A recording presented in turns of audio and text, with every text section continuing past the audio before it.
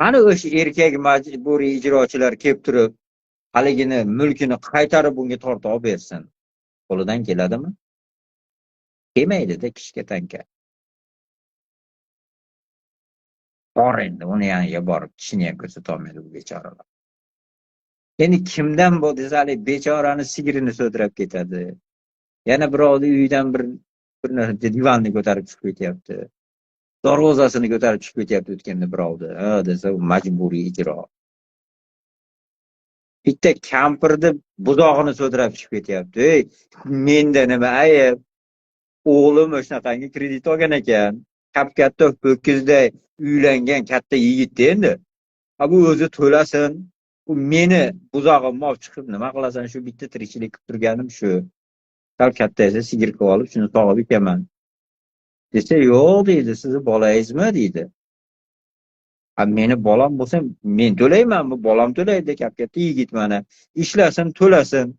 Obor desa, yo'q deyapti, siznikini olib chiqamiz. Siz nimaga aytmagansiz o'sha olayotganda deb qo'yadi. Endi o'zi nima aloqasi bor? O'zingni konstitutsiyangni ochib qarasang ham, enasi javobgar bo'lmaydi bolasiga. Enasini buzog'ini so'dirab ketmaydi endi bolasini qarziga. Shariatda ham o'zi bolasini qarzi uchun enasini buzog'ini so'dirab ketmaydi o'zi. Katta o'sha aqli raso qo'lidan ish keladigan odam bo'lsa, o'zidan talab qiladi uni. O'zi islomda o'zi umuman so'dirab ketmaydi bunaqa muhtojdan. Qarz bo'lsa kutadi islomda. O'sha boyib to'laydigan holatga bo'lgungacha uni qarzini kutadi. Davlat kechvoradi unaqa. O'z zakot degan pulda asosiy katta qismi qarzdorlarning qarzini kechish uchun sarflanadi. Bitta ishlash joizmi? Miptada to'g'rilab qo'yib, o'zi uchovi ham katta bo'ladi bu.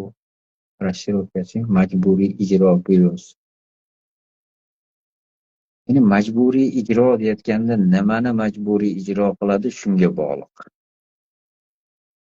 Agar bugungi kundagi davlat chiqargan yoki davlatning sudlari chiqargan ba'zi bir talablarni majburiy ijro qilayotgan bo'lsa, o'zi odatda masalan qaror qat'iy o'rni bor narsa bo'lsa, u ijro bo'ladi. Endi shuni majburiy ijro deyotganligi bu yerda asosan ko'proq iqtisodiy masalalarga qaratilgan bo'ladi-da, ya'ni kimdandir pul undirish kerak. Ixtiyori bilan o'zi kelib bermaydi yoki o'shanaqa bir yulg'ichga o'zini halol topgan pulini berib yuborgisi kelmaydi. Shunaqa paytlarda majburiy ijro degan nom bilan undan o'sha pulni majburan tortib olinadi. Shuning uchun bajarayotgan qarorlari bilan solishtiriladi. Masalan, sud bugungi kunda birovni haqqi bo'lgan narsani undirib olasan degan qaror chiqarsa, endi majburiy ijro ular hukm chiqaruvchilar emas, ijro qiluvchilar. Bor olib kel desa, borib olib keladi. Bu haqmi, nohaqmi, unisiga qarab o'tirmaydi. Shuning uchun majburiy ijro deyotgan narsada manaqangi buzuq bir hukumatlarda, buzuq rejimlarda ishlashlik joiz bo'lmaydi. Chunki ba'zida birovni haqqini borib talab olib kelasan, shuni baribir olib kelasan. Yulib olasan bermasa deb jo'natadi-yu. Endi ba'zida o'rni bor bo'lishi mumkin, masalan, kimgadir kimini haqqini undira olmayotgan bo'lsa, sud hukm chiqarib, shuni haqqini undirib ber desa, masalan, rostdan ham to'g'ri haq ham bo'lishi mumkin. Lekin noto'g'ri haq ham bo'lishligi mumkin va ko'p bugungi kunda. Ko'p yerda o'sha majburiy ijroning ustidan shikoyat qilib odamlar chiqib gapiradi-yu. Odatda o'zi majburiy ijroda emas, undan hukm chiqarayotgan sudni yo'qmasam shunaqangi bir konstitutsion tarafdan sud hukmi deb qo'yilgan beburt qonun qoidalarni ustidan arz qilib chiqsa to'g'ri bo'ladi. Lekin biz odamlar to'g'ri murojaatni bilmaganligi uchun uni qaror qabul qilayotganlarning ustidan shikoyat qilmaydi-da. Qaytanga o'shini ijro qilayotgan haligi mayda-chuyda odamlarning ustidan shikoyat qiladi. Odatda bitta narsa bor-da. To'g'ri, u aybdor emas, top-toza bo'lib qolmaydi. Majburiy ijro o'shanaqangi haligi jinoyatkorona bo'lgan qarorni ado qilayotganligi uchun shu jinoyatning sherigi bo'ladi. Chunki jinoyatkorona qarorni ijro qilmas kerak. Sog' odam, pokiza odam, o'zini inson degan odam birov jinoyatkorona hukm chiqarsa, ustidagi Senga itoat qilmayman deydi, chunki Alloh taolo shunaqa haq berdi. Alloh taologa osiy bo'ladigan o'rinda bandaga itoat qilinmaydi. Ya'ni shu bandani aytganini qilsang, Allohga osiy bo'lib qolasan. Nima qilish kerak desa, Allohga osiy bo'lmayman. Ya'ni seni aytgan buyrug'ingni qilmayman. Itoat qilmayman seni qaroringga deb undan voz kechadi unaqa ishdan.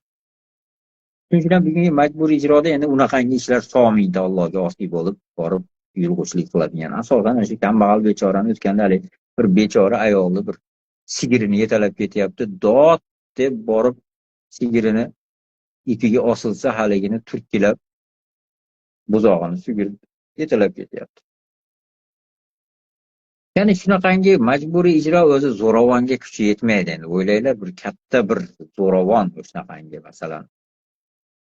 masalan olaylik. Mirziyoyevni o'zini kuyov bolasi, kichkina kuyov bolasi. Otabekmidi. O'sha o'zini atrofidagi bir nechta uylarni buzdirib olib, katta qasr quryapti. Ko'rgan bo'lsanglar. Endi hali uylar ham oddiy uylar emasdan, million dollar pul sarflab qo'ygan uy. Uni menga sotasan, buzaman deyapti. Men yashayman, buni yashagani qurganman desa, sotasan, boshqa varianting yo'q deyapti. Qo'lingdan nima keladi? Sotasan deyapti. Pulingni beraman, boshqa yerga borib yasha. Endi birov mayli deb qo'y, endi shu bilan talashmaydi, ketib qolyapti sotib. Ba'zisi sotmayman deyapti, desaligidan zo'rlik bilan ovolyapti.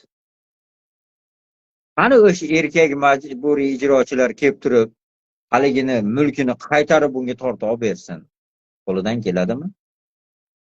Kelmaydi-da kishga tanka. Bor endi, uni yoniga borib tishini ham ko'rsata olmaydi bu bechoralar. Endi kimdan bu desali bechorani sigirini so'dirab ketadi. Yana birovning uyidan bir narsa divanni ko'tarib chiqib ketyapti.